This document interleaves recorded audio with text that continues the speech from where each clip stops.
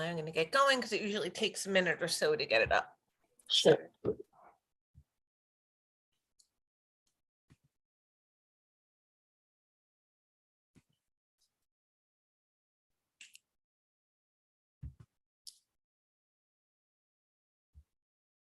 Hi, everybody.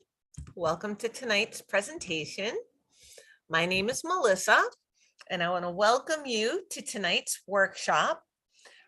We're going to do a presentation on strategies to promote speech from nonverbal children and emerging speakers with autism spectrum disorder.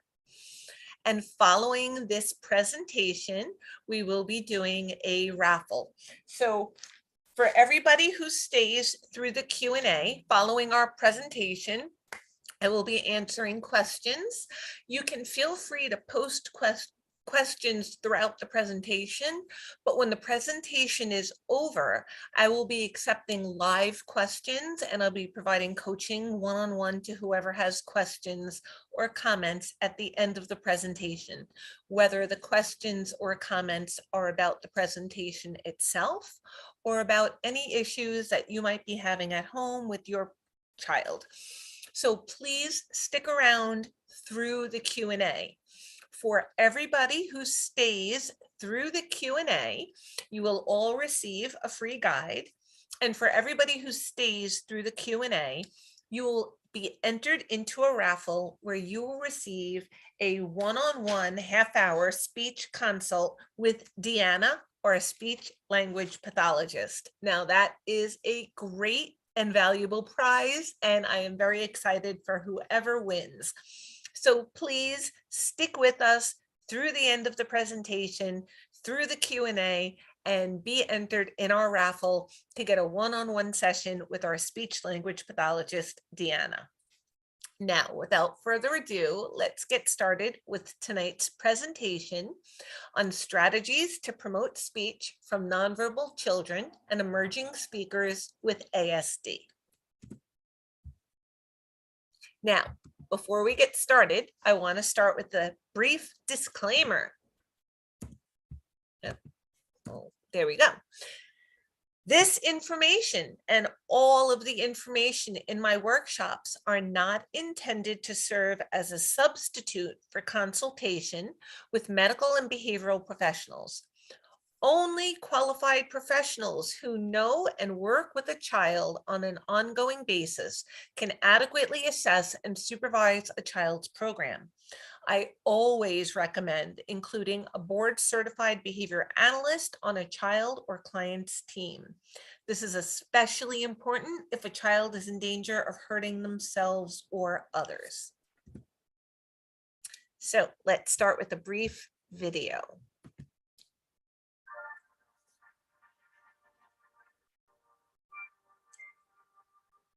I remember when I got pregnant with my daughter, I felt so grateful and so blessed.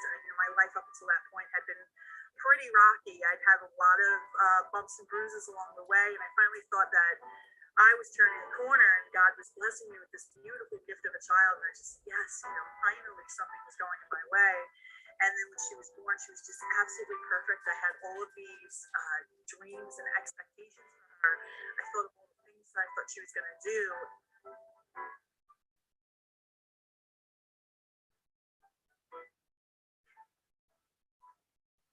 Yeah, good girl. Right after her first birthday, I started to notice her behavior change. She went from, saying map.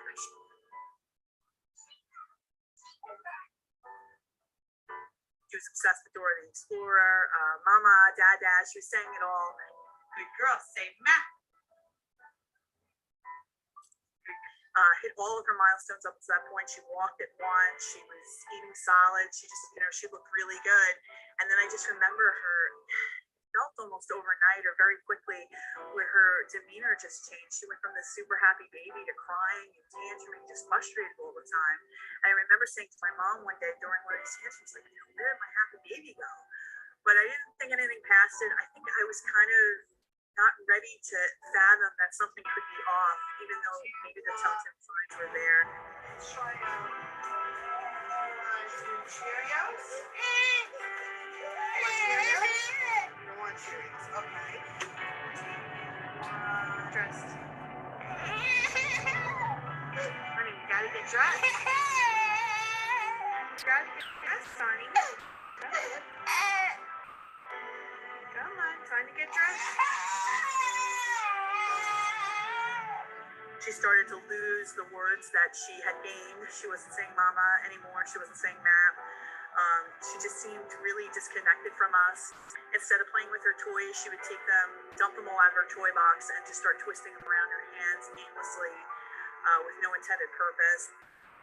Really kind of in denial about it. And then I remember one day we were in the middle of a store, and then all of a sudden out of nowhere, she just like started like screaming and yelling like somebody had slapped her. I don't even know what the problem was, and I was so mortified. I didn't even know what to do. I was so scared. I literally just left the half full cart in the store, picked her up, and just ran out of there. I never went to that store again. I just didn't even know what to think. And that was probably the first time it really kind of stung for me that maybe something is wrong.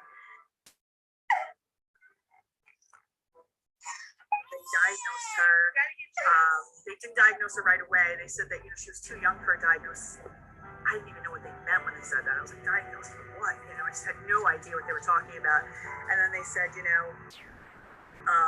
we'll come back in if you're not seeing progress. And I said, okay, and a couple months later, I'm watching these speech therapists play with her on the floor. I'm not seeing any progress. It felt like she was getting a little worse. And then we went for our 2-year-old wellness visit, and the doctor said that she was behind if she wasn't using 20 words with intent. And that was probably just the knife to my heart.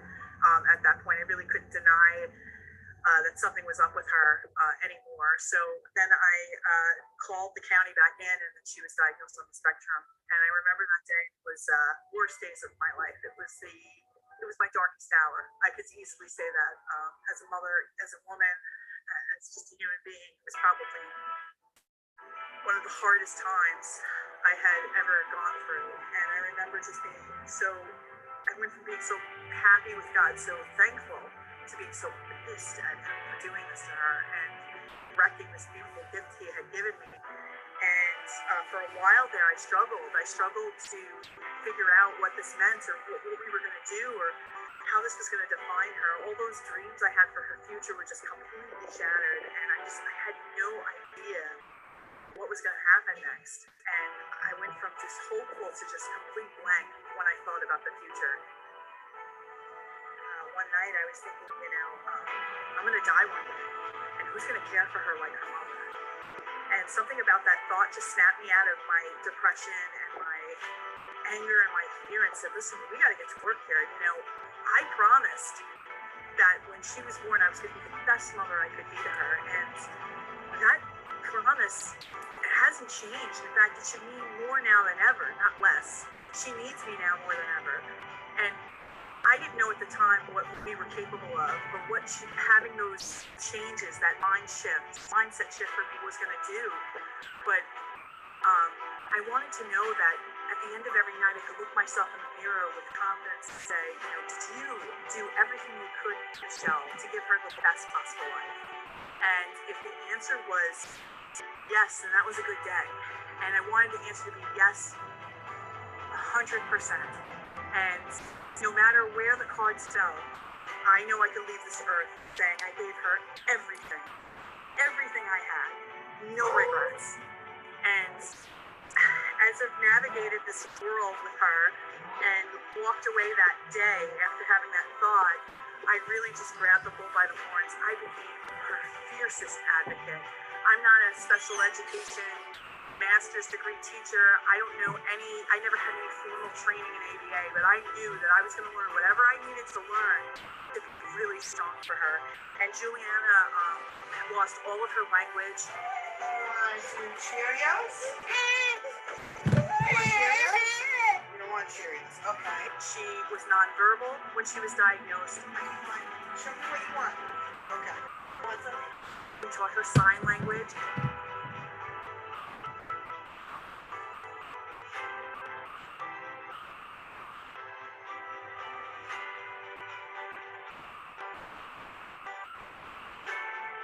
Show me. Juliana, show me. Girl. Then she went from sign language to word approximations. What? That's fish. Okay, and give us something. Then she started to speak. Say, I did it.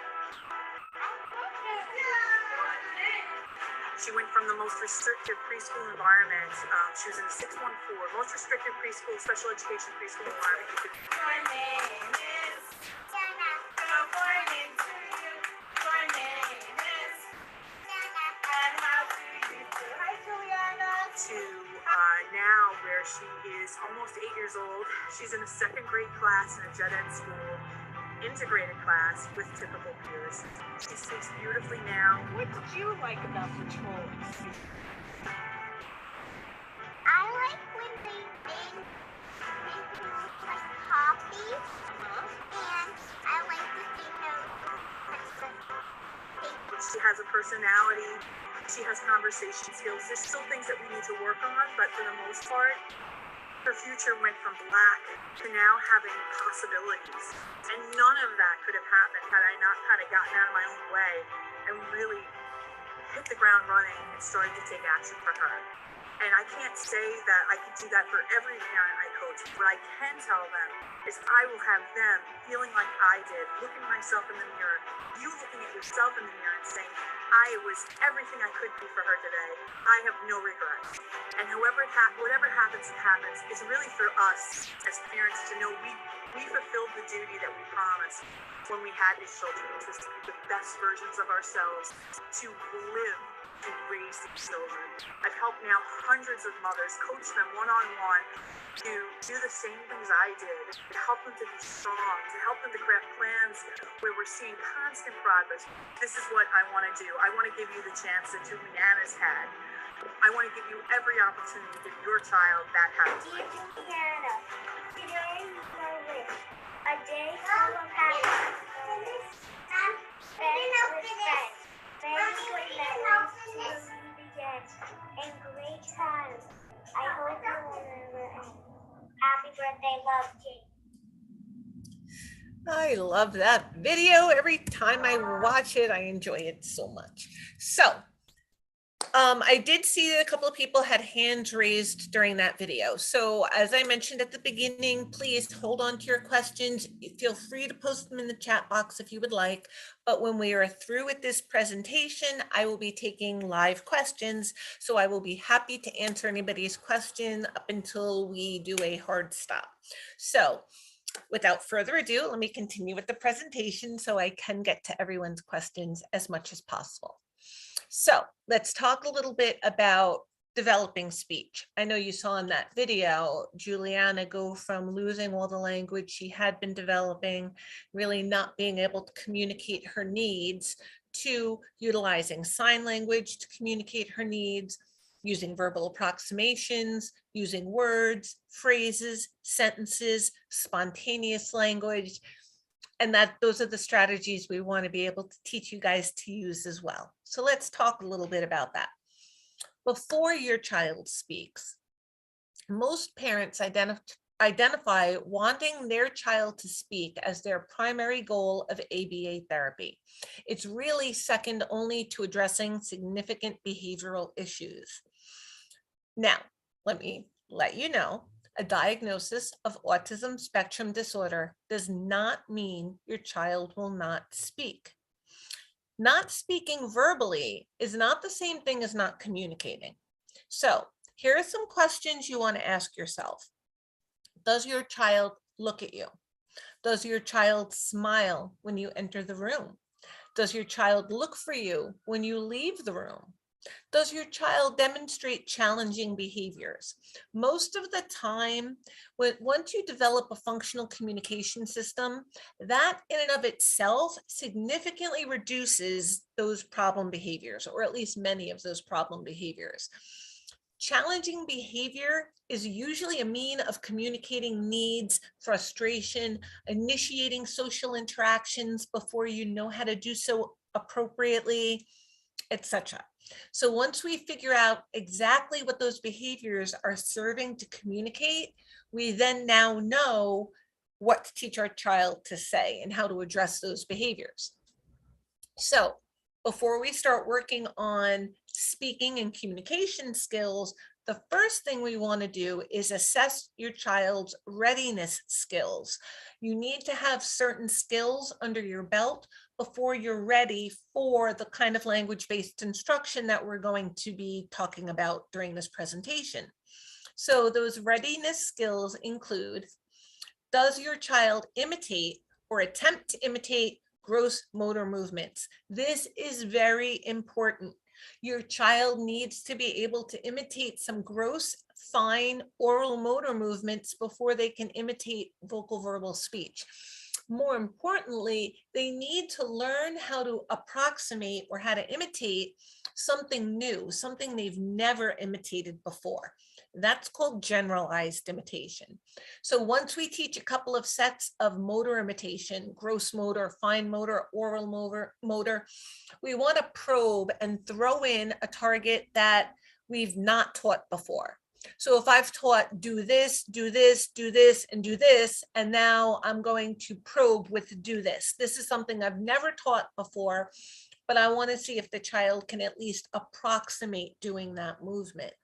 If so, I now know that they understand the concept of imitation, that your actions should try to match my actions with point-to-point correspondence between what I'm modeling and what you're doing. Once your child can do that, then we can really start addressing speech and language communication. Does your child babble? And if so, is it stimmy or is it functional? Is your child babbling in order to communicate with you, in order to have a little bit of interaction with you, a little bit of back and forth? Are they babbling while they're looking at pictures or looking at books? Or is it more self-stimulatory, more stimmy? Will your child sit and attend to you for a few minutes? Say up to 5 minutes. If your child can sit and attend to you for 3 to 5 minutes, okay, now we've got the beginnings of those foundation skills that we can now sit and teach language skills. What are your child's play skills like? Play skills are a foundation for building language. So again, building those play skills are really an important foundation to building your child's not only motivation, but building their language and communication skills as well. Does your child follow directions? Will your child echo other things? So will they echo words or scripts from preferred movies, from videos, from songs, from other things that they've heard earlier in the day, etc.? So these are all very important readiness skills, which means if your child is not yet doing these things, these are the first things you need to teach before you're ready to utilize the speech strategies that we're going to be discussing. So if you're looking at this presentation and you're saying, my child doesn't really imitate gross motor movements yet, or my child will sit for 30 seconds to a minute, but not longer than that, and they don't typically follow directions, those would be the first things to teach. Teach your child to sit and attend to you for a few minutes. Teach your child to follow directions, teach your child to imitate big gross motor movements, then smaller, finer motor movements and oral motor movements involving the face, mouth, tongue, etc. Teach your child to follow some simple basic directions and play with your child, start building some play skills. Once they have those readiness skills under their belt, then they'll be ready for the next steps. So, like I said, if your child isn't there yet, that doesn't mean you don't have anything to work on. That means these are the skills you have to target first. And once you get these under control, then you move on and continue with all the other strategies we're going to discuss tonight. So let's talk about some of those strategies to increase communication. And we're going to go into detail about each. We want to encourage play and social interaction. You want to imitate your child. We want to focus on nonverbal communication. We want you to simplify your language, Follow your child's interests, consider assistive devices and supports, provide more opportunities for your child to speak, and increase the motivation for your child to speak. So let's talk about each one of these in greater detail. Encourage play and social interaction. Interactive play provides enjoyable opportunities for you and your child to communicate. Engage your child in a preferred activity and make frequent sounds and vocalizations that are associated with that activity. So if you're playing with cars, you can make the vroom, vroom, beep, beep, sounds, right? If you're playing with the play kitchen, you can make like sizzling sounds or sounds about cooking and clanging things together, etc. Whatever sounds go along with the activity, start modeling them, but simple, single syllable, simple sounds. If your child imitates any sound spontaneously, or if they start babbling, give a lot of praise, a lot of genuine praise and reinforcement. We're not asking or requiring the child to make any sounds. You're just modeling. You're providing the opportunity.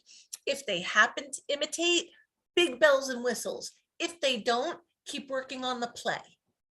Over time, your child will associate fun sounds with the activity and will be more likely to imitate those sounds spontaneously and say those sounds in the future. So just give it time. If it's not happening all at once, give it a little time. During your interactions, position yourself directly in front of your child, close to their eye level. So get down on the floor. It's easier for your child to see you and hear you. It's important that they see your mouth as well as your eyes. You want to imitate your child. Now you're saying, I want my child to imitate me. But this is one way to teach your child to imitate you. You can mimic your child's sounds and play behaviors. That will encourage them to vocalize more and to interact more. So if your child starts making some babbling noises, imitate those noises back to your child. If they're not really making vocal noises, but they're making motor movements, start imitating those motor movements. Make a point to show your child that you're doing what they're doing because they did it first. Make sure you imitate. Oh, and it also encourages your child to copy you and to take turns, but it's not requiring it. It's just encouraging it. So there's a difference. You're not teaching your child that they don't have to listen to you. You're just providing the model. And if they happen to imitate it, they get a lot of attention and praise for that. If they don't imitate it, that's okay. You don't have to correct it because you didn't tell them specifically to do this. You're just modeling and providing the opportunity for that imitation. Make sure you imitate how your child is playing, as long as it's positive behavior. So if your child rolls a car, you roll a car. If he crashes the car, you crash yours too. But if they throw the car, don't throw your car. You're only going to imitate behaviors you would like to see your child perform again in the future. If your child makes a sound, imitate that sound back to them. After several repetitions, they might find it a fun game to lead your behavior. And over time, they might start imitating your behavior as well. So it can become a back and forth with your child and can give them the idea of what it is you're looking for from them. Focus on, and please hold on to your raised hands. I do see that they're raised, but we're going to hold questions until the end of the presentation. Okay, because I might answer them along the way. Focus on nonverbal communication. Gestures and eye contact can build a foundation for language. Encourage your child by modeling and responding to these behaviors. You want to exaggerate your gestures. Use both your body and your voice when communicating. For example, extending your hand to point when you say look, or nodding your head when you say yes. Use gestures that are easy for your child to imitate. Examples include clapping, opening your hands, reaching out your arms, things like that. You want to respond to your child's gestures. When he or she looks at or points to a toy, hand that toy to them, or take the cue for you to play with it. Similarly, point to a toy you want before you pick it up. Again, you're modeling the behavior. Think about the gestures as another form of communication. So just like you would model a word you want your child to imitate, you want to model the gesture you want them to use. So if your child does not yet point at things that they want, if they will not point to and touch something with their hand, or point to something at a little bit of a distance, you can start modeling that. So before you pick something up, you can point to it and then pick it up and use it yourself. As an example. You want to simplify your language. Using simple language helps your child follow what you're saying and makes it easier for him or her to imitate your speech. If you're speaking too quickly to your child, it's all going to sound jumbled together. If they don't understand the concept of words, things having labels, actions having names, and things like that, they're not going to automatically separate words on their own. To us, it seems logical because we understand that words are individual units of meaning and that they should be separated. They might be they're separate ideas. But if your child doesn't understand that yet, and you're speaking too quickly, they're not going to pick that up. So I had been working with a student years ago, and he started to imitate the phrase, "I want more." That was his approximation for "I want more." But he didn't understand that he was imitating three separate words, "I want more." To him, it became one 3-syllable, "I want more." And to him, that was all one word. And that kind of meant I get everything. So when we did have to break that up into an "I" or an "I want," it was very hard for him to break that up, because it would be as if I was expecting you to stop in the middle of a word before finishing it. So it was frustrating for him. That could have been avoided altogether had we spoken more slowly and clearly and made sure that he understood these are 3 separate words. So simple language. In general, we tend to recommend using the 1-up rule. Model 1 word more than what your child is currently using. So if your child is nonverbal, meaning they don't use words yet, try speaking mostly in single words. So if they're playing with the ball, you say ball, or you say roll, or you say bounce, or you say throw, or you say red, whatever you might be modeling. But you're only modeling 1 word because right now they're using 0 words. So 1 more than 0 is 1. So you want to speak primarily in single words. So it's more likely that your child can approximate or imitate that single word. Now, if your child is speaking in single words, you want to up the ante. You want to start modeling short phrases of 2 words. So if your child is now using 1 word, you're going to start to model 2. So instead of saying ball, you're going to say roll ball, throw ball, red ball, your ball, my ball, give ball, take ball, and things like that. So please remember the 1-up rule.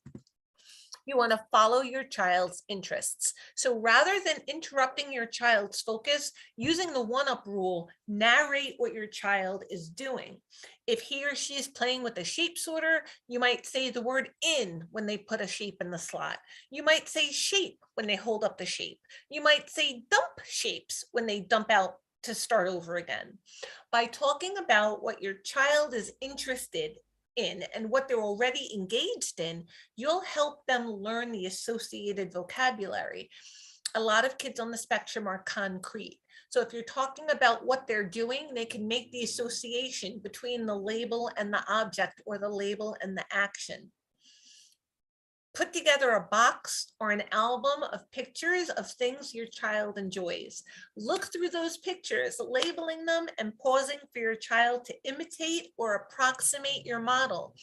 Again, maybe they're nonverbal and they point to the person that you just labeled in the picture. You want to reinforce that. So again, think of the gesture as communication as well, using the one-up rule. If they're not gesturing yet, then get them to gesture. That's great. That you want to reinforce that. If they're gesturing, you want them to start imitating or approximating the word that you're modeling.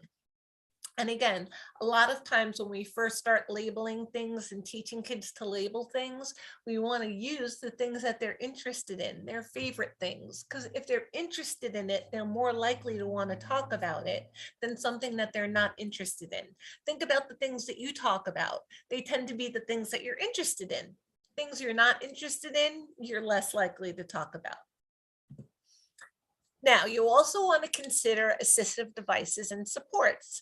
Assistive technologies and visual supports, they don't have to take the place of speech. They actually foster its development. So there've been a lot of studies and a lot of practical research that's just shown through use with kids that if you use an augmentative device or you use visual supports, it does not make it less likely your child will speak. It makes it more likely your child will speak. Why, you say, when it's much easier to point to a picture or to hand someone a picture than to use words? Well, initially, we want to do something easy that your child is able to do. We want to get them to understand communicating with other people changes my world in a positive and meaningful way to me. So whatever it is I'm looking for, using my words makes that easier for me. My world changes in some positive way. I get stuff I need. I get help I need. People are talking about things that I'm interested in and doing. So that makes it more likely that I'm now going to use communication. Once your child is interested in communicating and they're using the augmentative device and the visuals to help that communication, now you also start requiring that approximation of the word, of the device, of the picture, of the partner. There's a whole series of steps involved in like training with PECs or with manned training or training with an augmentative device, where initially your child can just press the button and get what they want. But over time, as your child's verbal skills start to develop, we want to pair that with that device and eventually require the verbal along with the device that's already working for them. And then over time, fade out the device and focus on the words. On a simpler level, visual supports can include pictures or groups of pictures that your child can use to indicate requests and thoughts. Other examples of supports and visuals are apps, devices, pictures that your child might touch to produce words. There's a lot of apps right now for the iPad, the iPhone, I'm sure for the Android as well, like Tap to Talk, Touch Talk, Tap Touch, Proloquo to Go, Say Speak. There's a whole bunch of them. So you just have to find the one that works best for your child. You want to provide opportunities, or at least more opportunities for your child to speak. It's natural to feel the urge to fill in language when a child doesn't immediately respond. But it's so important to give your child lots of opportunities to communicate, even if he or she is not yet speaking. When you ask a question or see that your child wants something, pause for several seconds while looking expectantly and see what you get. But if you start speaking for your child, or you don't require the communication, you kind of know what your child wants and you cater to and anticipate those needs and then meet them so your child does not become frustrated. You're not teaching them to speak in a way that most other people will understand and be able to reinforce and to for it to work for your child. Right now, if they're using behavior, or they're crying, or they're dropping to the ground, or they're trying to get things on their own, they're using the language that you've taught them. They've learned that if I drop down to the ground and I get really upset, somebody is going to present me with a variety of different things until they hit on the thing that I want. And these two people tend to be pretty good at it. They usually guess what I want relatively quickly, right? So that's what parents, you guys have taught your child, not on purpose, but just by trying to meet their needs, they've learned that this is now the way to communicate those needs to you. Unfortunately, the rest of the world isn't going to speak Johnny or Janie, okay? They're going to speak English or Spanish or whatever they might speak, right? We're going to say English for our intents and purposes, okay? And again, no disrespect to anybody who speaks a language other than English, but I am an English speaker. We're doing the presentation in English, so we're going to talk about English, okay? We don't want your child to learn how to speak through their behavior. We want them to speak English if they're living in an English speaking community. So we have to teach them how to use the words that their community in general is going to understand. That's the only way that they're going to continue to use language on an ongoing basis. If the words stop working for them, they're not going to use them. If the words work for them, they will use them. So give them the chance to speak. Don't anticipate and fill their needs. Ask a question and wait. See what they do. If there's any sound at all, consider that an approximation to start. So watch for any sound, any body movement, and respond right away. Like I said, consider that the approximation.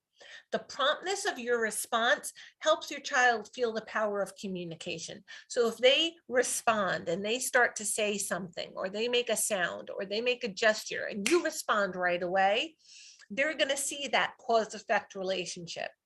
But if they make a sound or use a gesture, and it takes a while for you to respond to it, and now a few seconds have passed, child might have scratched their head or looked around, and now you respond, they could associate anything with that response. They might think scratching my head is what got me that cookie that I really wanted, or looking around is what actually got me that drink of water that I really wanted. They're not going to realize that it was the sound they made 30 seconds ago that you're responding to.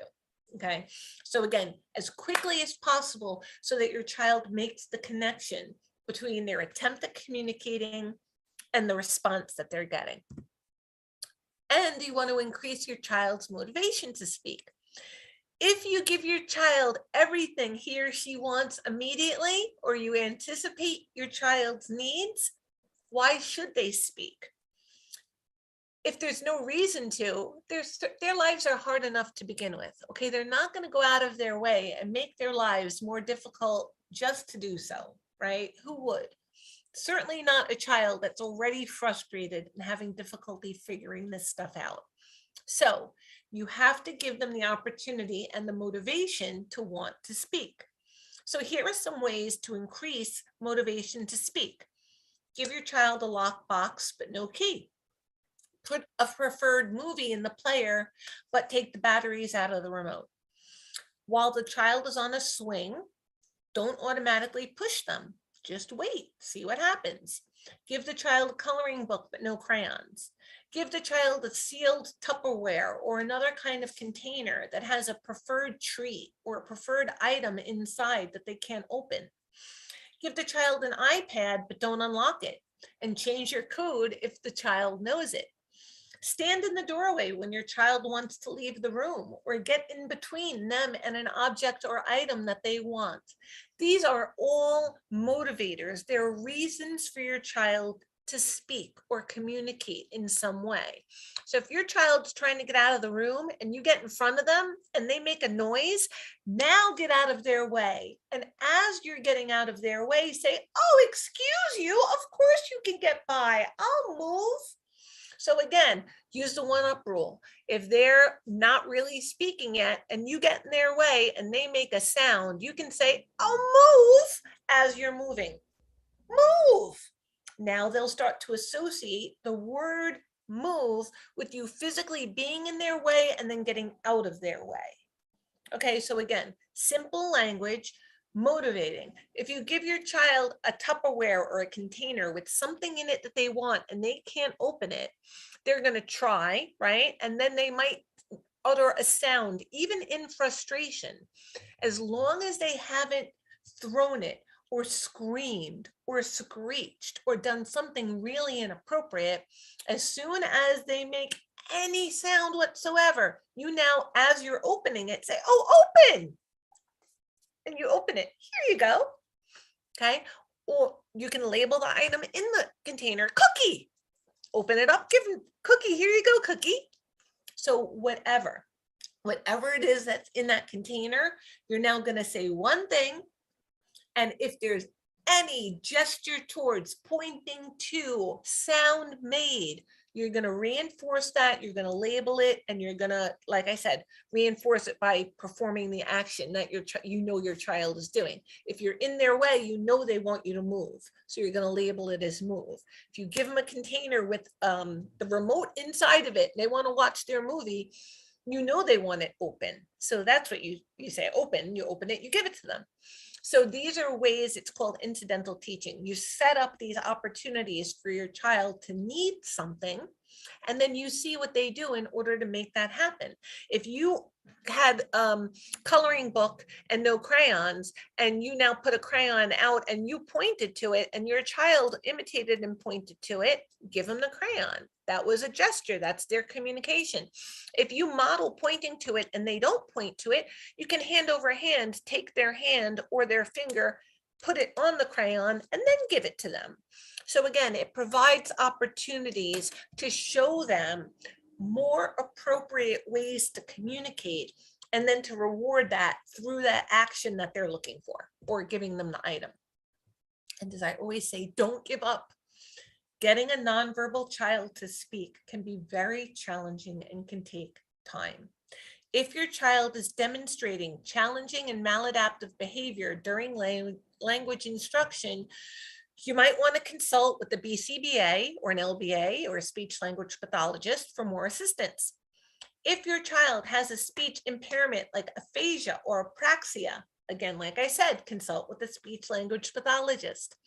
You might want to explore strategies such as prompt speech, which is where a speech language pathologist not only models the word, but they physically manipulate your child's mouth with physical prompts that that makes it easier for them to make the sound that they want to say. So here's an easy one.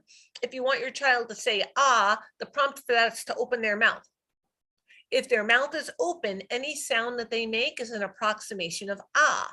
For if you want your child to say and you model and you put their lips together, again, any sound that they make is going to be an approximation of an But there is a prompt for every sound. There's one for the sound. I don't know all of them, but I have worked with prompt trained speech language pathologists in the past, so I know some of them. So for kids that have a hard time, like they have aphasia or apraxia, and they're having a hard time vocally imitating, and they're able to do gross motor imitation and fine motor imitation, but they're having trouble with this oral motor and this verbal imitation, prompt speech therapy might be a good way to go for you. So that might be something that you want to explore. If your child is demonstrating echolalic behavior, that is interfering, so if they're echoing things, but it's not really functional, they're just kind of mimicking things that they've heard in movies or a scripting language that they've heard before in songs or movies or videos, etc., and it's interfering in their language production, then definitely consult with a speech language pathologist and or a BCBA, because we can give you some strategies to help with that. Now, I just want to say that all of the strategies that we've talked about in the presentation tonight are the basics. They're just introductory strategies to try. Start here. Utilize these basic strategies first. For many of you, these strategies will be enough to start building that foundation of getting that imitation and just starting to get that communication going. Now, we do other workshops on more in depth. We do one on using PECs. Michelle does a great nonverbal to verbal workshop that goes more in depth with higher level strategies if these don't work. So again, please remember, these are like the basic strategies designed for a large group of people as a starting point. Start with these basic strategies first. If you're successful, we can give you the next steps that come after these. If you're not successful with these initial strategies, then come back to us and let us know, and we can give you more intensive strategies to help. Or if you're having difficulty developing those readiness skills, if your child isn't imitating gross motor movements, if they're not following simple directions, if they won't attend to you for a few minutes while they're sitting, then we're going to need to give you other interventions first so that you can build those prerequisite skills, and then we can help you with these skills. We also, I do a group presentation on behavior momentum, which is a strategy that we use after your child has learned to imitate. We can use those imitation skills to help make it more likely that your child will verbally imitate. But again, those are higher level strategies, and we need a little bit more time together to really be able to go into those strategies. So these are a starting point. Please try these here. And if you need more, well, we are here for that. So what we provide as part of our Champions for Children's Masterclass, we have a 3-month group coaching program with guaranteed results. I'll tell you what we mean by that. So when you join our 3-month group coaching program, what you get, it includes, you get self-study courses. It's a Champions Masterclass. It's courses on the big 3 and other autism related topics. You get 3 weekly live group coaching calls where you learn from the experts, and I'm going to go into more detail on that. You get Michelle, who is the jack of all trades. She crafts out a personalized plan for your baby. Stella, who is our mindset coach, she will help you get out of your own way. She will help you get in a place where you stay determined to help your child, where you don't talk yourself out of things, where you don't say, well, this is not going to happen and I can't do this and we've tried this before. She will get you out of that mindset and into the mindset, like Michelle said, once she kind of got out of her own way and realized that she can do this, even though she had no prior formal training before this, she learned because she had to. You can too. And Stella will help keep you in that positive zone because it's so easy to psych yourself out. So Stella will help with that. And you get a weekly call with one of us, one of the BCBAs, either Armando, myself, Stacy. We teach you how to get your child to the big 3 with effective ABA strategies that you can do at home with them. So this is what you get weekly for 3 months. You'll get a weekly call with Michelle, a weekly call with Stella, and a weekly call with the BCBAs to give specific strategies for you to try. And then again, at the end of the presentations, just like we'll do tonight, we take live questions and can answer. Again, if you've been trying strategies, we can follow up, see how it's been going, see what your next step is going to be. If you've hit a wall or you're having difficulty implementing something, or a question came up that you didn't think of once you tried to use these strategies, we can answer those questions so you can keep progressing and your child can keep progressing as well. We also have monthly specialist calls. We have a registered dietitian and a speech language pathologist. This is the speech language pathologist that one lucky listener will win a one-on-one session with if you stay through the end of the Q&A. You will all be entered into a raffle, and one of you will get a call with that speech language pathologist. But if you sign up for our 3-month group masterclass, you will get monthly access to our dietitian and our speech language pathologist. You also get access to a private Facebook community where you never feel alone again. You post what you need, and you get the answers that you need. And we have a weekly newsletter for scheduled calls, okay? All courses and call recordings are located in your membership portal, which you will have lifetime access to. So you could go back at any time you need to and review the videos from the presentations, or any of the courses. You can go back to it anytime in the future that you might need to. So as again, part of our master class, we have a couple of tiers here that we kind of use as our pillars. The first one, education, the self-study course where you get access for life. All about you. We get you into champion mode. Okay, so the education focuses on your needs for your baby. It's all about your child. We get you into forward momentum and we keep them there. No more regression. Okay, so no more backsliding. We will help you and your child continue to move forward and to keep progressing. Maybe you're thinking, I should just do this by myself. Could you leave today, take your recording and do this alone? Well, you could, but what would it be like to do this with a team of experts to help you every step of the way and to guide you to guaranteed results? A study was done that parents of kids with autism experienced trauma similar to that of combat soldiers. Asking for help is not a weakness, it's a gift to give yourself.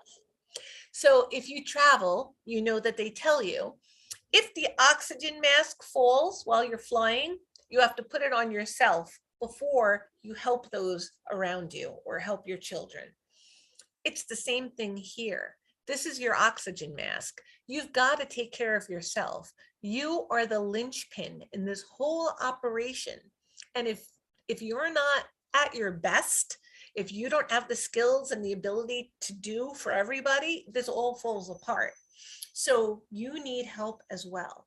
This is a gift for yourself. This is that self-care. This is you putting your own oxygen mask on first so that you're able to care for those around you. And if you decide to go it alone, ask yourself this.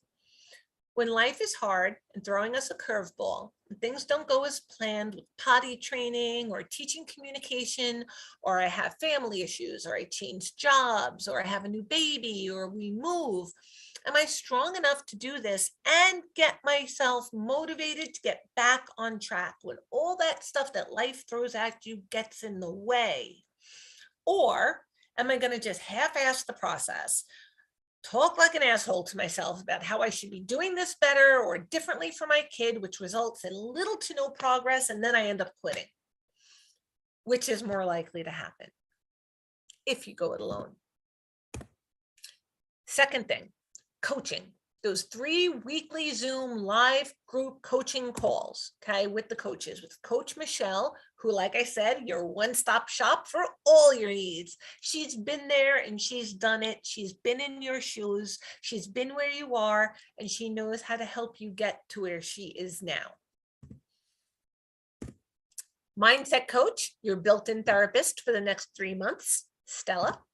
The BCBA call, where you learn the specific tools and strategies to help your child. And here we are, the BCBAs. And the monthly coaching call with the registered dietitian and speech language pathologist, Greer or Deanna. And Deanna, as I mentioned, will be the person that you win the raffle with if you are the lucky winner at the end of the Q&A. And our third pillar is community. Our private Facebook group just for our champions for our children students, where no question goes unanswered from the team, okay? You're in a group of other parents in the program, and we monitor the group 24/7. So you can have your questions answered in between calls. Support is truly our North Star. So you don't have to wait until that next group call to ask that question. Post it in the Facebook group, we'll get right back to you. And that way, when you get to the next call, you can say, I had this little hiccup and you guys said do this and I did this and this is what happened. What do I do next? Now, every child on the spectrum is unique, and your program should be flexible and bend enough for that uniqueness with personalized strategies. You can learn that potty training is 1,000% possible. Your child does not need to be verbally or mildly autistic to get potty trained. You can feel like the parent you were before the diagnosis came because you will be fluent in their language, okay? You will start to reconnect to your child because communication is finally in place. We're going to get to the root level of your child's problem behaviors and treat it, not just treat the symptom. We're going to figure out the cause from the root. So these behaviors happen minimally to not at all. We're going to teach you how to live your life again, how to show up for an IEP meeting, a holiday party, plan a vacation, and be a family. When life happens, we can help you get back on track. If a regression happens, we will tell you exactly how to handle it to prevent it from happening again in the future. We're going to learn from trial and error rather than quitting on our kids. The only true fail is not to do it, is to quit. We're going to teach you how to build that champion mindset so you no longer have to worry about autism every minute of every day, and you'll get your independence back too. We guarantee results. So for today only, you can book a free coaching call to learn more. So click the link in the chat box. Today only, you can get a free coaching call, okay? So that'll just give you a taste of what you'll get if you decide to join the program for more than that. But for today only, just click the link, book a free coaching call. It's invaluable. Okay, now let's hear what some of our other clients have said about us, and then we will get right into the Q&A. So I guess I wanted to start asking you, what were your biggest struggles prior to joining the program? You know, I was going around and looking for organizations. I was looking for help. So I started looking up online, and I'm like, I really need somebody who's been through. There's no access to any kind of services over here in Ireland. Googling stuff and trying to find something. I joined because I have a 3-year-old autistic son. So I knew I had to do something that I didn't know what to do. Everything seemed to be waitlisted or just not available. To break it down to him, I had to have somebody break it down to me. And that really got me worried. It got my husband worried and thinking, okay, we need to speak to a PD. I think my biggest struggle was understanding their potential. I actually didn't know, like I was kind of relying on just the speech therapist. I came in just feeling very helpless, very confused. What can I do now that I haven't already done? You know, what would be the harm? What can I lose? Before participating, we weren't making as much progress. It was slow progress. I believe that I found you on Instagram. She is very turned off by a lot of doctors and therapists and things. I went back and forth and I'm like, she's going to start ABA therapy on this day, and I told them that was my #1 goal. As everyone would be, I was a little skeptical because of how many times I have tried with Alexander. On one end, I'm hearing, okay, she's, artistic, and, you qualify for a lot of services. And when I go and try to inquire about, we can't service her. All right, so now, I guess, where are you now? You and your child, now that you've joined the program? They're doing really, really well. Doing really, really well. I think their ABA program here is wonderful. We got very lucky with that. One word here or there, what it was that he wanted, but not necessarily saying I want. It would be apple or this or that, and that has totally blossomed. And now following like what the BCBA said, with just starting really small. Okay, so where I am now is where I kind of know that I'm in charge. The changes in him in less than 2 months, I think I've been like 6 weeks, are miraculous. The behaviors are decreased. The stimming has decreased. The listening to directions has increased. The language has increased. I just, set those goals for myself and cross them off and And, and once I did that for me, turned my focus 100%, and, and then I was able to get the work done. You helped me formulate the confidence in myself to realize Henrik was ready to really go for it. I would not have gotten through it. It went so much better than I ever could have imagined. I started listening to the tips for Michelle. He's doing so much better. More eye contact for sure. We're working on talking, on saying some words. Yeah, it went really well. Like the tips you guys gave me. It doesn't seem like this big impossible thing. I just been given something so precious. He's more verbal, right direction, and I'm so happy to be part of this group. We never in a million years thought that it would happen this early. He's making a lot more sounds. He's now at that point where he's no longer frustrated, since you and all of the teachers have given me all of the ideas and the strategies. We all want our children to succeed, and it's just been wonderful.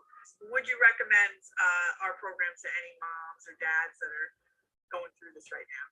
Absolutely. Absolutely. So yeah, I would definitely prefer anyone to this. Yes, definitely. You guys need to do this program. It'll change you guys and your child's life tremendously. 100%. I do recommend it. You learn something new. I would definitely suggest to go through this program for at least first 4 to 6 months. This program has allowed that, and I'm really grateful for that. Take this course, do the one-on-ones, listen and absorb everything that this team has to offer. You guys have a gift, and you're sharing it, and that's amazing. So I will recommend you to anybody, whoever is out there. It's been really great. It's been really great. And This is going to help you. You can learn through other parents' experiences. Just do it. Don't hold back. Just go all in with your daughter or your son, and I promise you will definitely see results.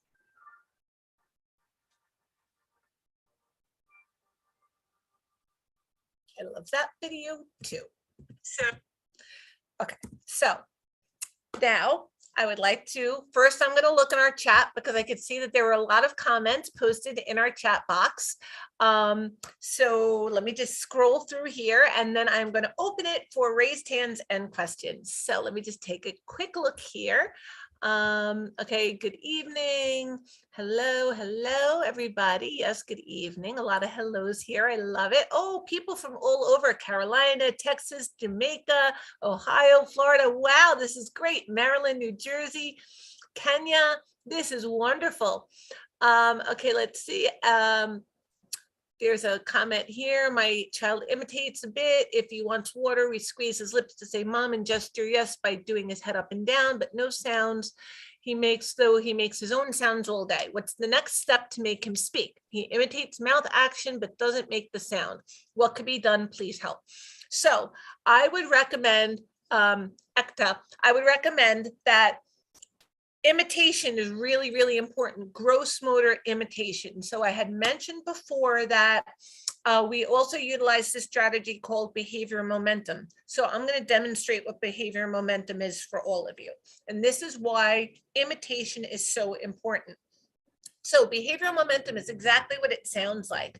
We want to start, so you want your child to do something that they're not likely to do, like imitate something verbally. That's a low probability behavior. Your child is not likely to do it. It's not probable that they're going to do it the first time you ask them easily. So we have to build some momentum on them following directions or imitating you.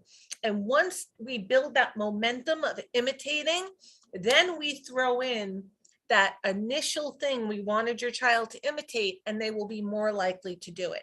So whatever you have seen your child imitate in the past, and I always recommend to families that are using behavior momentum, make a list of the imitations that your child can do, because in the moment, it could be hard to come up with them in the moment, and you don't want to repeat the same one over and over again.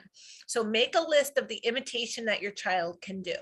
Then you want to rapid fire get 3, 4, 5, 6 imitations in a row. So as soon as your child is rapid fire imitating your models, that 3, 4, 5, 6 times, we want it to be unpredictable. So maybe 4 times one time, 6 times another, 3 times another. So as soon as they're imitating a few times quickly and reliably, then you throw in the original model. So my model that I want the child to do is to say, ah. I've already taught them to imitate a variety of different motor movements. So this is how I would use behavior momentum. I would say, do this, good, do this, good, do this, good, do this, good, do this, good, do this, ah. Okay, if they kept up with all of those gross motor movements with me, so every time I said good, that means that they did that imitation. If they did those few quickly, when I throw in the do ah, they're more likely to imitate it because of the momentum we've gathered from imitating those other motor movements. So that's why gross motor imitation is so important, to get your child to do it reliably, fluently, and quickly, because then it can be used to help your child imitate speech. I hope that made sense to everybody. Biting problems. So what do? That's a much deeper conversation to get into. The first thing I would do is figuring out why the child is biting. So you're going to want to take some data, write down what happens immediately before the child bites, like what happened right before they bit, and what happens right afterwards. So your child bites. What happened right before that? Did you ask them to do something? Did you walk away from them? Did you take something away from them?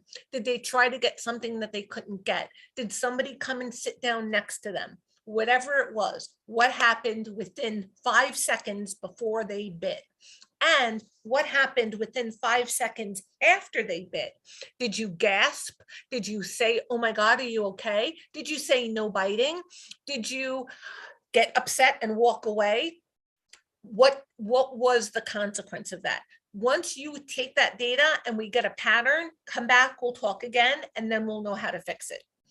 Let's see, mom of 2, this meeting was great info. I'm so glad my oldest can speak. My 4-year-old is nonverbal. Sometimes he says a few words. I have faith she will talk. Yes. If she is saying a few words, that means that she has the ability and she will talk. It's just a matter of, like I said in the presentation, giving the opportunity, building the motivation. So I would start with whatever words she says occasionally. Are those words labels for things she wants?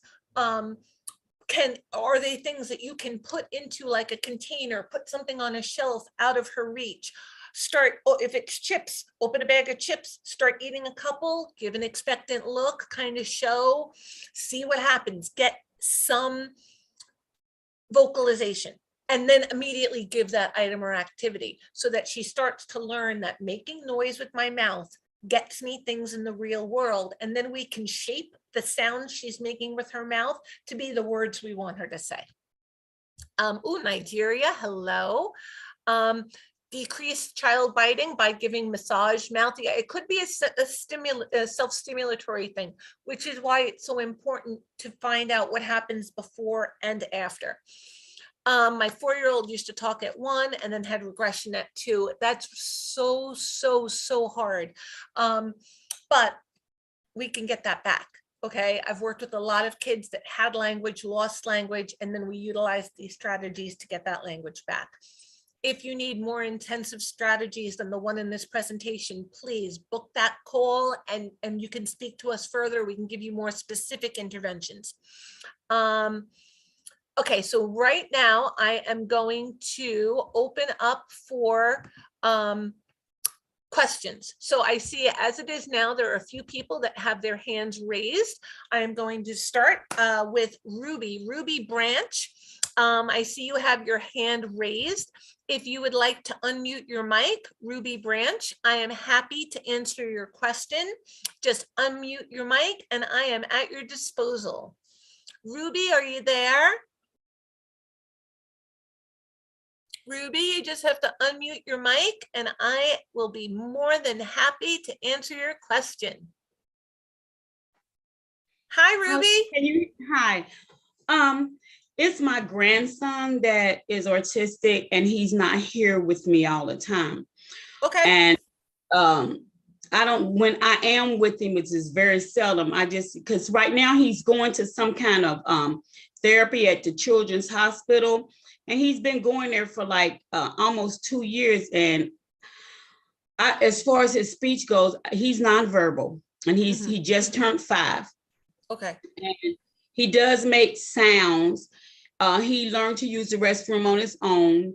I'm just wanting to know what, I mean, I heard what you said, but what can we do, or what can I do, even though I'm not with him, to see or know if he will ever be verbal? Okay, so the one thing that, like I was mentioning before, gross motor imitation, work on imitating, make imitating fun. You want to make it a game. So if he does something, imitate him. If he makes a noise, make the noise back to him. Try and get that fun back and forth, because once he realizes you're imitating him, he might try to imitate you. Look in a mirror with him and make noises at the mirror and give him the opportunity to do it. Model something in the mirror, even if it's motor movements, and see if he'll imitate you. So again, Okay. he can see it. He can see what he's doing.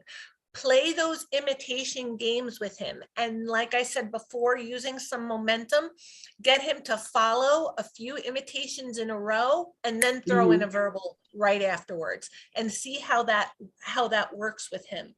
In addition, I would start posting like pictures of things around the house that he likes and wants, and start using the picture as a medium for him to tell you what he wants. When he's reliably telling you by handing you the picture, then have him hand you the picture and you label the picture. Over time, he should start to imitate that label of the picture as well. And like I said, if you have to, you can do a couple of motor imitations first and then model the word. And any approximation at first, you want to reward. Once he's reliably saying anything reliably, when you show him that picture and you model something, then we can start shaping the language to be closer and closer to what the model is. But there are definitely a few steps there for you to work on first. So build the imitation, make it as fun as possible, because we want it to be something he wants to do. And then you can build with the behavior momentum and post those pictures. Start with a point, and like I said, start to build up that vocalization, any vocalization at all. It's okay that he's not with you all the time. He will learn. At grandma's, this is what I do. Okay. Okay, so Okay, start thank there you. and then come back and let us know how it goes, okay? Okay, thank you. My pleasure, Ruby. Good luck. Thank you. Okay, let's see. I would like to move to Swati Agrawal. I'm sorry if I have mispronounced your name, but Swati, S-W-A-T-I, please unmute your mic, and I would be more than happy to answer a question for you. I am at your disposal. Again, I hope I'm not butchering your name, Swati Agrawal. Please feel free. All you have to do is unmute your microphone and I will be more than happy to answer your question. If you don't unmute your mic in a couple seconds, I will move to the next person on the list, but I will come back and give you another opportunity as soon as I possibly can. I just don't want to keep trying if you're not answering, if you're not there. So I know some people kind of pop in and out during the presentation. Okay, so I am going to move to the next person on the list, but if you're not, Swati, I will come back to you. Okay, let's see. Let's go to Krishna Smith. I can't see the end of your name. Oh, there we go. Smith Craig. Krishna Smith Craig, if you have your hand raised, if you would like to unmute your mic, I would be more than happy to answer your question. Krishna, are you there? Again, I'm sorry if I'm mispronouncing your name. Krishna Smith Craig, if you are there, your hand is up. Please feel free to unmute your mic. Oh, I see your hand went down. Okay, maybe you don't have a question anymore. Maybe we answered it already. I am going to move to Selenia Martinez. Selenia, if you are there and if you have a question, I am here. Hi, Selenia. Hi, hello. I was worried I wasn't gonna know how to unmute, but I did Oh, it. oh, yay, yay. What can I do for you? Okay. First, what is the oldest that you have seen a semi-nonverbal child be able to speak? I asked because my Oh, granddaughter is wow. 7. I have She worked does with say kids in words. their teens. I've worked with Really? kids in their teens that have said their first words. Yeah, Okay, okay, so it that's all depends hopeful. on when you, like, once you are able to get those prerequisite skills, and once the whole Mhm, family is really committed to, we're doing this, we're going to focus on this 1,000%, we see the progress. mhm, So like I said, start with imitation. Imitation is the key, because once we get some gross motor and fine motor imitation, we can build momentum to work on the verbal vocal imitation. In right. the Well, meantime, we want right. to give another way for your child to be able to communicate. So we want to use things like pictures or typing to be able to let them Mhm. communicate. Is it a son or a daughter? It's my granddaughter. It's for my granddaughter. Your granddaughter. Okay. So we want to be able to provide your granddaughter opportunities now to be able to get her needs met by using either pictures or an Mhm, augmentative device or signs or mhm. typing, so she can still get her needs met. But in the Correct. meantime, while she's able to get her needs met, like I was just saying to Ruby a few minutes ago, make imitation fun. Try and make it a game. Imitate her and see if you can get a back and forth going. Imitate, Mhm. model in front of a mirror and see if you can get her to imitate in front of the mirror. Use Which she loves. toys, anything that you can get, like, make it fun for her to copy Mhm. you and you to copy her and her to copy you and you to copy her. Right. Once you can get that, then like I said before, you could use that behavior momentum where you give a few imitations and then the verbal model. So like a do this, Right. do this, do this, do this, do this. Okay. Okay, but she's got to be able to keep up, and once she can keep up with the motor imitation, then you throw in the verbal and it'll be so much more likely that you'll get that approximation. You might have to And do it that's a what few I times. don't understand, that she can, like, she loves what you just said of imitating. She loves being in front of the mirror. She loves to sing, but how is it that she could sing more words better than she would actually communicate more words? Like, she'll sing a whole sentence word, in a song, but Mhm. will not verbally like say it. Like, I want to do this, but yet she can say something like the wheels on the bus go round and round. So I'm Right, like, why right. is this you're Because singing that's okay, but fun not for talking? her. That's fun. It's self-stimulatory. Mhm. It's easier, it's repetitive, it's predictable. So what I would suggest is, if she likes to sing, when you start working on those verbals for her to get her to ask you for something, model it Right. as a song. So if I wanted her to say, I want a cookie, instead of just saying, I want cookie, I might say, I want a cookie. That's a good Okay, idea. utilize what she's likely to do. Right. Over time, you can stop the sing-songy as much and make it more typical Mm, speech, but start where she's more likely to be successful. So right. if she Makes likes to sense. sing, model it in song. Right. Makes sense. Okay. I'm gonna start Start doing that. there, I and thank please you come for back and that. let me know how that goes, because then I can give you the next Definitely. steps after that. Thank you. And thank you for also bringing up the what is it, the PEG, the computer device, because I'm trying to talk my daughter into getting that for her. But just like you said, and you validated it to me, she's like, no, it may hinder her speech. I don't want to get it No, to it her. won't. She'll rely on only the device instead of actually speaking. And I'm like, no, but No, when she's with other people, they need to it'll give her know. that confidence. It'll give her that Right. idea that communicating with other people gets me stuff. It changes my world in Exactly. some way. Otherwise, why bother? You have to be Exactly. successful at it first before you're willing to put in a little extra effort to do it. So Right. there have been so many, and you can also make that the requirement. Like, initially, sure, all you have to do is press the button and you're going to get it. But then when you're Mhm. pressing the button reliably, now you have to press the button and make a sound before I give it to you. Otherwise, Right. count.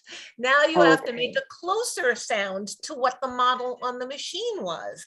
Now you have to use Okay. 2 words or 3 words, and we keep going from there. Got it. She has to be successful. Otherwise, she doesn't know what she's striving for. Like, you don't know what Right. you're missing before you get to do it, and then you don't know. Exactly. Agree. Totally agree. Totally. That's such great information. I thank you so much. Oh, Yeah, it's you my helped pleasure. me a Please come lot. back again and let me know I how it goes. definitely will. I'm really Definitely. glad. Thank you. Please do. Please do. Okay, I am going to now say Amanda Union. If you would like to unmute your mic, I would be more than happy to answer your question. Amanda, if you are there. Can you hear me? I can. Hello. Hi again. I don't really know if you remember, but I'm the one that their lovely child likes to go through the doggy door. Yes, yes, I do. How has that been going? Well, I didn't get that alarm that you got, but Okay. he's been going to school Mhm. and his speech has gotten a lot better. Still doesn't ask for stuff, but he's pointing a lot more.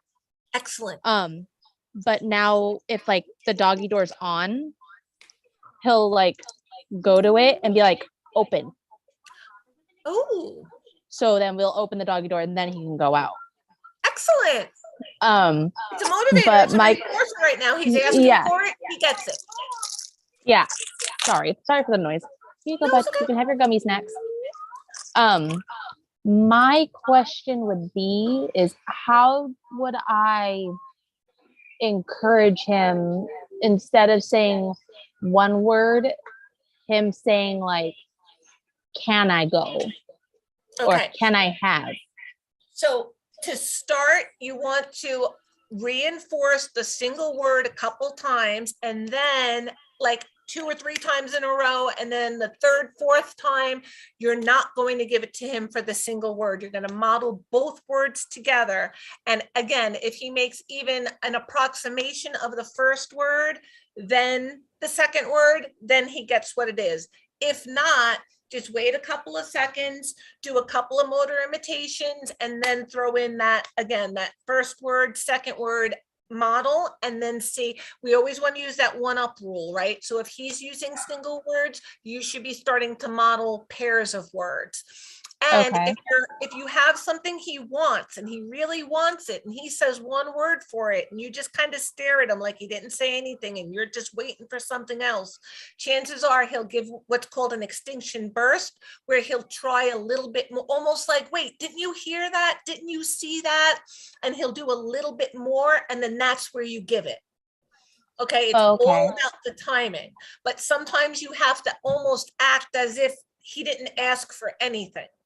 So that way there is that lack of reinforcement. So there is a little bit of frustration there. So he's more likely to do a little bit more, almost to kind of catch your attention. Like, wait, you missed that. Let me make sure you don't miss this. Okay. And then, like I said, let me keep coming back so that once you've tried that, you let me know how it goes, and then we can give you the next steps. Of course, I'll absolutely definitely do that. And did you look up the vitamins that I told you about last time? Oh, as a matter of fact, I did. Very interesting. Thank you. I always am interested in getting more information. I don't have it in front of me right now, so I don't want to go from memory, but I did. And I really thank you so much, because it is amazing to me how much the dietary stuff really can affect so much of the behavior.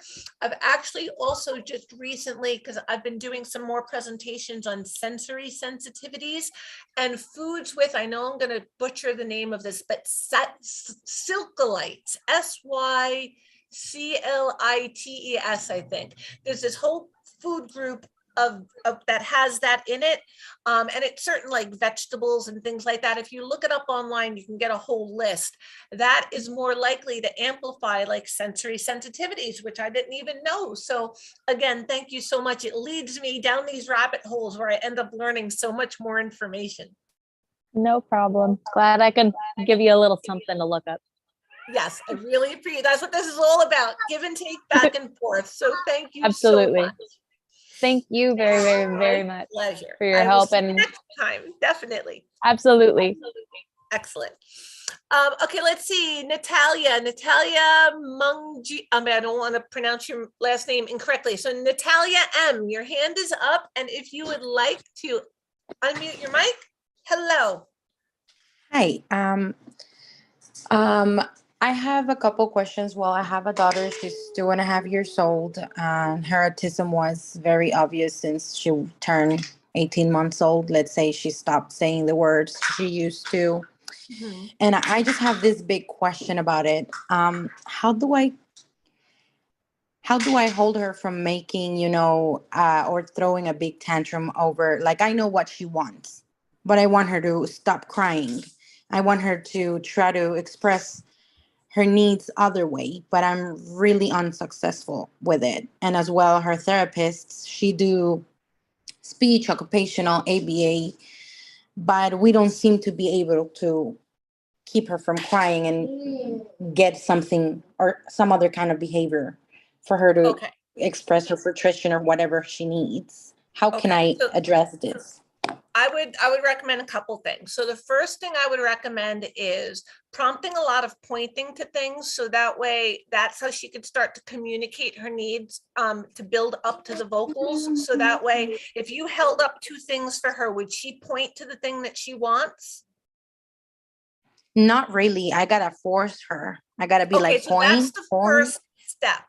Put two things in front of her, stand behind her, and whichever thing she reaches for, prompt her to point, like hand over hand, prompt her into a point and have her point to it, then let go and have her point once on her own and then give it to her. So start there. Once she's able to, you can hold up two items and she can point to whichever one she wants, and make sure you always mix up the sides so you're not always holding like the thing she wants on the right all the time. Like, just make sure you mix it up. Once you can hold up two things and she can point to those two things, to whichever thing she wants, and take the thing that you give her so you know it's reliable, I would continue to build gross motor imitation. I can't stress that enough. That imitation is so important, to be able to build that momentum to get her to imitate what you want her to imitate. So if you can get her to do some gross motor things and then rapid fire, do this, good, do this, good, do this, good, do this, good, do this, she'll be more likely to do the if she did those 4 or 5 gross motor imitations fluently, like rapid fire. So that's where I would focus right now. I would focus on her pointing to things that she really wants, and you should teach that from behind so she's not looking to you for a cue. Once you can be in front of her and hold up two things and she could point to the things she wants, I would continue to work on the gross motor imitation. And once she gets some really good fluent gross motor imitations, use that momentum of 3 or 4 imitations and then throw in the verbal model. Mention it to your ABA staff and tell them that I recommended using behavior momentum. That's what it's called. With those rapid fire motor imitations and then the verbal model, they'll understand that too. So bring that up to them because they could model it for you in the moment with her. And I really think that that's going to help. Okay, I appreciate that. I actually have just another question real quick. Of course. About, well, she has this thing that she won't stop climbing, and she won't stop, like, even if I tell her several times not to do so, or I am telling her not to climb or lick on things and bite things, because she has a very aggressive sensory seeking behavior towards non-food items. She will lick them, bite them, chew them, and she will climb a lot. Okay. How can I address that as well? Okay, so the first thing I would say is obviously blocking off the things as much as possible that you don't want her to climb on. But we also have to look for appropriate ways for her to get that same kind of sensory input. So if she's a climber, if you have a park near your house that has stuff she could climb on, give her appropriate things to climb on. If she likes to chew on things, give her appropriate things she can chew. Oh, Chewy we toy. already tried. She sorry. has every sensory necklace. She had every sensory bracelet to chew on, but she doesn't want them. She just wants the other things. And somebody was telling me that could be affecting, you know, her way to communicate because she always has something in her mouth. Yeah, And that definitely can happen. So one of the things we also want to, like I said, give her an appropriate way to communicate her needs in the meantime while we're developing the speech repertoire. So I would utilize pictures as well, so she could learn to point to a picture of something that she wants in order to get what she wants. So she has a way to tell you what she really is looking for while you're developing that speech, right? And I would definitely try like a sensory diet for her. So I would get a variety of different kinds of sensory things, including like vibrators and things that you can put on her face.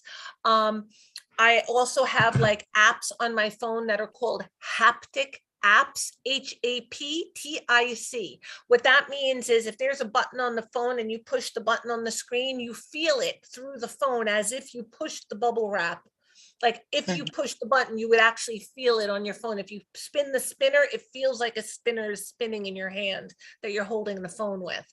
So anything that can give that sensory input, and then you might have to do it on like a timed schedule where every half an hour you give her the opportunity to get the sensory input that she's looking for. And then I would take data and see if that affects at all the amount of time that she is engaging in that behavior. The other thing I would do is to write down what happens right before and right after she is either climbing or biting, because there could be other things going on. It could be a way to escape something she doesn't want to do.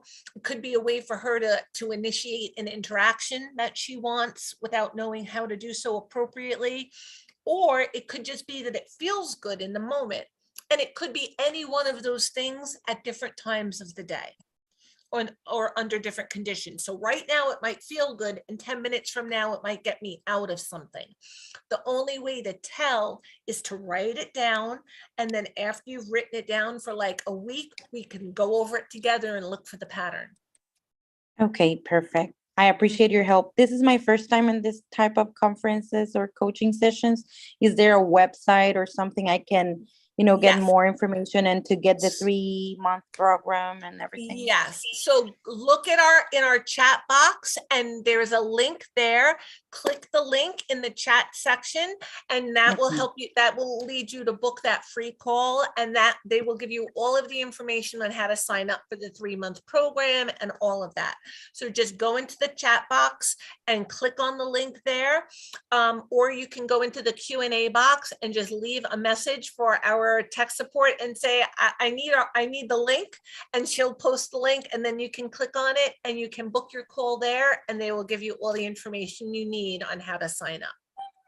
I appreciate that. Thank you so much. Oh, it's my pleasure. Okay, I'm going to try to get to 2 more people before we do a hard stop tonight. So I'm going to ask Georgianne Garcia. I see your hand is up. Georgianne, if you would like to unmute your mic, I would be more than happy to answer your question. Hi.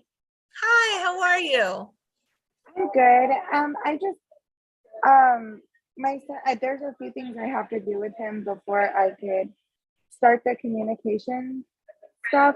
But how do I know if his sounds that he makes are for stimulation or if they're imitation? I guess you could say. Okay, He is so 21 months. So okay, I so guess one of the ways you can tell is if he does it when he's alone. If he engages in that kind of babbling when he's alone, then it's kind of stimmy, because when he's alone, it's not to get something he wants. It's not to get somebody's attention, and no demands have been placed. If it happens kind of throughout the day under a variety of different conditions, chances are it's probably a little self-stimmy, because it happens across such a wide variety of conditions throughout the day. So those are usually my cues that something is self-stimulatory, as opposed to being like an attempt to get your attention. But you really have to look at the conditions around the behavior. So if he does something and then looks right at you, chances are that's an attention-seeking behavior. He's looking to see your reaction, right? If he does something and is trying to reach for an item or an object, chances are that's his way of requesting. Or if you just took something away and he engages in a behavior, he's probably asking for that item or activity because it was just removed or it was available and now it's not. If you just placed a demand, or you just stopped him from doing something, or you're approaching him in a way that you usually approach him when you're about to give him something to do, and he does the behavior, it's probably escape in order to get out of something. So again, the best way to tell, keep track for a week, write down when he does that behavior, what happened 5 seconds before and 5 seconds after. And then after a week of writing that down, we can look at it and we can figure out exactly what the pattern is. We can figure out what the cues are and what's maintaining the behavior, and then we'll know how to fix it. Okay. Okay, so please take some data, write it down, and then come back and share that with us so we can give you some more advice. Okay, awesome. Thank you. My pleasure. Okay, let's see. What Dave was there with a hand up for a second. Okay, let's see. Let us go to our let's do our raffle. Can we do a raffle? Can we spin our wheel for our raffle? All right, let's spin our wheel and see who is going to win the session with our speech pathologist. Go ahead.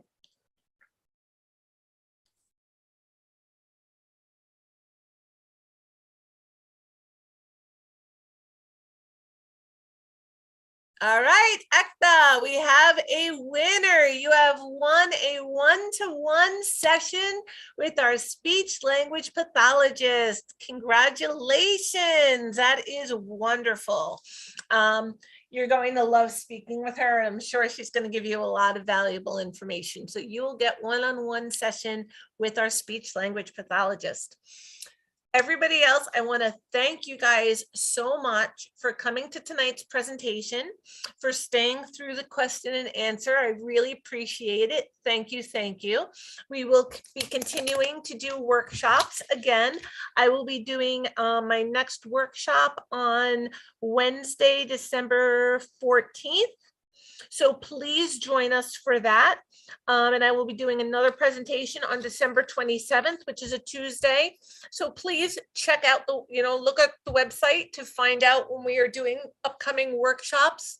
I really look forward to speaking to you all more and finding out how the suggestions have worked out for you so we can give you the next steps. Please book those calls.